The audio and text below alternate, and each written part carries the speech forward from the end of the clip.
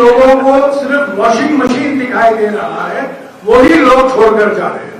MSP को कानूनी दर्जा दिया जाएगा और विस्तृत तरीके से जो खेती की लागत के अनुमान होती है उसको 1.5 गुना के स्तर पर एमएसपी तय किया जाएगा। हमारे देश में जाति गिनती होना जरूरी है। सामाजिक, आर्थिक और जाति जनगणना जो होनी चाहिए, जो हमारे लोकतंत्र की संस्थाएं हैं, न्यायपालिका है, मीडिया है, वो किसके हाथ में है? युवा न्याय, किसान न्याय, नारी न्याय, श्रमिक न्याय और हिस्सेदारी न्याय, पर उनको रिक्रूटमेंट लेटर नहीं मिला। ऐसे भी हमारे देश में करीब 1.5 या 2 लाख युवा हैं। आज पटना में एक विशाल विपक्ष पार्टियों की ओर से जनसभा है, रैली है। वहां कांग्रेस अध्यक्ष खड़गे जी भी रहेंगे और राहुल जी वहां गए हैं। इसलिए आज दोपहर को भारत जोड़ो न्याय यात्रा नहीं होगा। आज सुबह राहुल जी ने पूर्व सैनिकों से और जो युवा हैं अग्निवीर के लिए तैयार कर रहे हैं उनसे मुलाकात की और करीब 40 मिनट तक उनसे बातचीत हुई। क्या समस्याएं हैं पूर्व सैनिकों की, खासतौर से मध्य प्रदेश में, और जो युवा अग्निवीर स्कीम के तहत तैयारी कर रहे हैं, और ऐसे भी युवा हैं जिनको 2021 में आर्मी की ओर से, वायुसेना की ओर से, नौसेना की ओर से रिक्रूटमेंट होने वाली थी, पर तब अग्निवीर स्कीम की घोषणा हुई। तो इनकी भर्ती के लिए जो कोई कार्रवाई करने की जरूरत थी युवाओं को, उन्होंने उसको पूरा कर दिया था, पर उनको रिक्रूटमेंट लेटर नहीं मिला। ऐसे भी हमारे देश में करीब 1.5 या 2 लाख युवा हैं। कुछ युवा मुरैना, भिंड और ग्वालियर के भी हैं, और उन्होंने भी अपनी जो मांगे हैं जंतर मंतर में वो बैठे हुए थे कुछ दिन पहले। बाद में उनको धमकी दी गई, वहां से उनको हटाया गया। उन्होंने भी राहुल जी से अपनी बात रखी। अंत में मैं यही कहूंगा कि भारत जोड़ो न्याय यात्रा एक वैचारिक यात्रा है, और पिछले 50 दिनों में राहुल जी 5 न्याय के बारे में बार बार जिक्र कर रहे हैं। युवा न्याय, किसान न्याय, नारी न्याय, श्रमिक न्याय और हिस्सेदारी न्याय।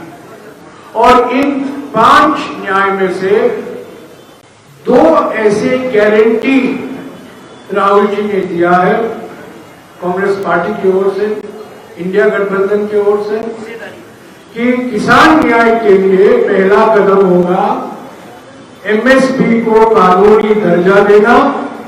उसके लिए एक विशेष कानून लाना लोकसभा में और राज्यसभा में, और जो न्यूनतम समर्थन मूल्य है वो डॉक्टर स्वामीनाथन के दिए हुए फॉर्मूले के आधार पर ही तय किया जाएगा। स्वामीनाथन जी को भारत रत्न तो दे दिया प्रधानमंत्री ने, चौधरी चरण सिंह को भी भारत रत्न दे दिया, पर जो एमएसपी का फॉर्मूला स्वामीनाथन जी ने दिया था कि जो खेती की लागत है उसका 1.5 गुना एमएसपी होना चाहिए, उसके बारे में कुछ बात नहीं की। और राहुल जी ने कहा है कि एमएसपी को कानूनी दर्जा दिया जाएगा और विस्तृत तरीके से जो खेती की लागत के अनुमान होती है उसको 1.5 गुना के स्तर पर एमएसपी तय किया जाएगा।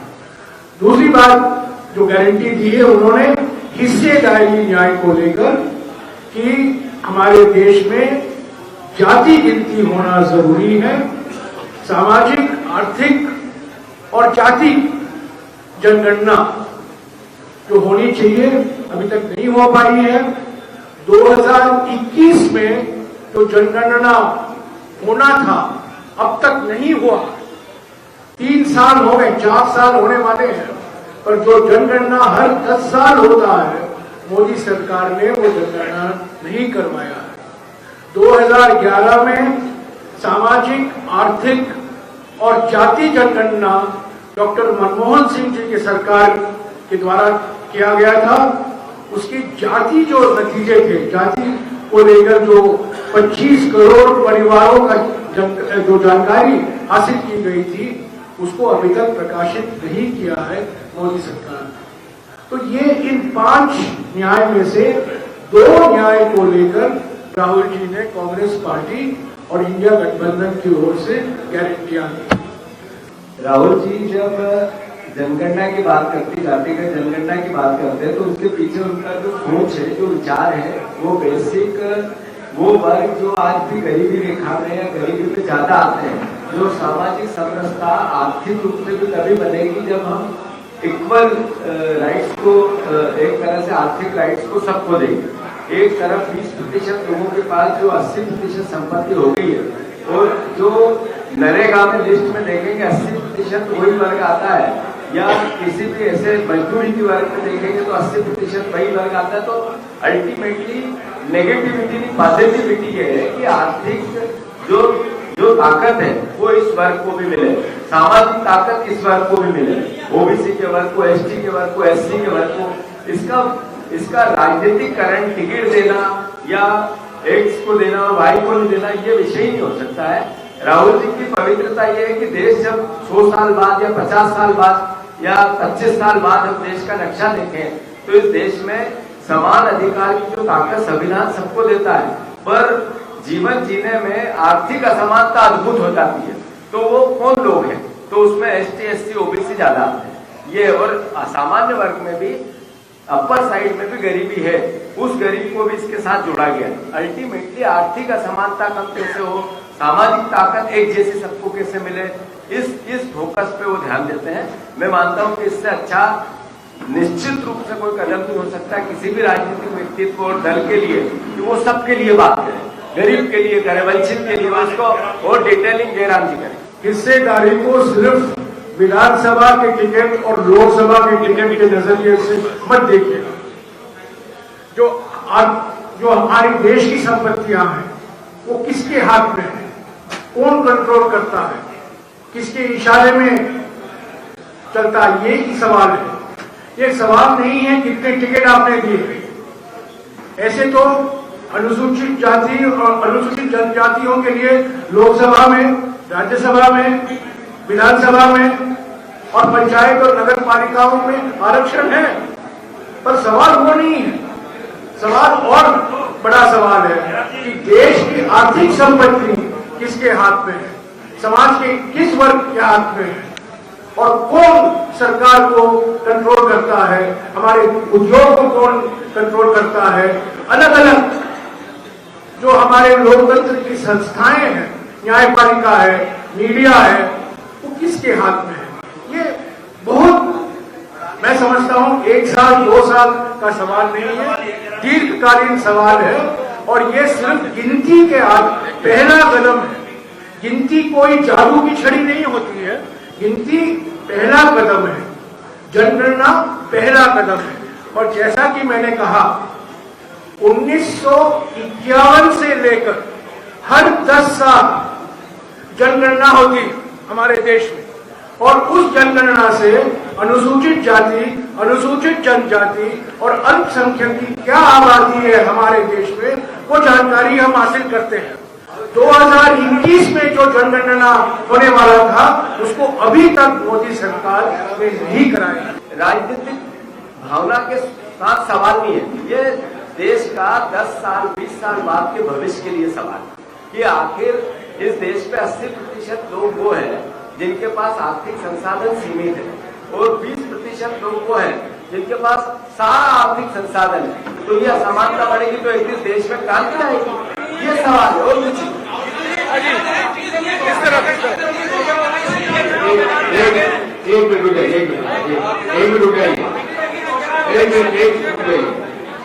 सर भाईजान आप पूछ रहे थे ना, सन 47 में अनुसूचित जाति और जनजाति की क्या हालत थी, और आज अनुसूचित जाति जनजाति की हालत क्या है, आप उन्हीं से पूछ लीजिए। पहले उनके पास बेगार किया करवाया जाता था, उनके साथ उनको पढ़ाई का हक नहीं था, उनको सत्ता में आने का हक नहीं था। ये सब भारतीय संविधान में उसका उल्लेख करते हुए जो मिला है हक अनुसूचित जाति जनजाति को, वो कांग्रेस पार्टी ने दिया है। जवाहरलाल नेहरू महात्मा गांधी के जमाने में बाबा साहब अम्बेडकर को चुना इसलिए गया क्योंकि वो एक ऐसे व्यक्ति थे जिन्होंने की अन्याय अत्याचार सहा था। इसलिए ये कहना भी अनुचित है कि अनुसूचित जाति जनजाति का उद्धार नहीं हुआ। एक एक करके यार, एक एक करके चिल्लाइएगा मत। अच्छा एक एक करके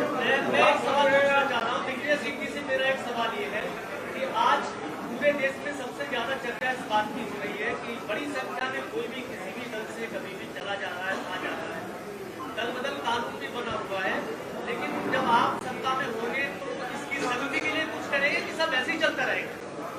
एक बात सुनिए, जो सत्ता लोलुप, धन लोलुप, स्वार्थी लोग हैं वही छोड़ के जा रहे हैं। जो ईमानदारी से विचारधारा से जो जुड़े हैं वो कोई नहीं जाता। एक आपका सवाल लेता हूँ, आपसे मेरा अनुरोध ये है सर, एक मिनट से आप या तो मतलब आप इनका हो जाए, यहाँ बड़े इतने सीनियर मोस्ट हमारे और आशीर्वाद आता है। मेरा अनुरोध ये है, विषय क्या है? विषय राजनीतिक दल का गठन, राजनीतिक व्यक्ति, राजनीतिक दल और विचारधारा के साथ उसमें काम करना अल्टीमेटली कॉज होता है देश की और समाज की सेवा। इसके पीछे दो राजनीतिक व्यवस्था बनी है, दल के आधार पर पटरी पर चलकर सत्ता में सेवा, एक विपक्ष में सेवा। जिन लोगों का कमजोर मन है, दिमाग में किसी प्रकार का डर है, उनको राजनीति से कुछ न कुछ चाहिए, वो नेचुरल है, वो सत्ता के पीछे जाएंगे। तो इससे ज्यादा घबराने की भी आवश्यकता नहीं है। अब आपका सवाल। एक मिनट, जिन लोगों को वॉशिंग मशीन की जरूरत, जिन लोगों को सिर्फ वॉशिंग मशीन दिखाई दे रहा है, वही लोग छोड़कर जा रहे हैं। इसमें कोई दो राय नहीं है।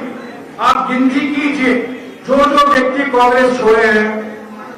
असम के मुख्यमंत्री को लेकर आप शुरू कीजिए, हमारे असम के प्रभारी मेरे बगल में बैठे हुए हैं, ये सब वॉशिंग मशीन के लाभार्थी हैं। ये मान्यता है, कोई भी शुभ काम शुरू जब होता है, यदि उस दिन वर्षा हो जाए तो इस साक्षात इंद्र भगवान का वरदान प्राप्त हो गया।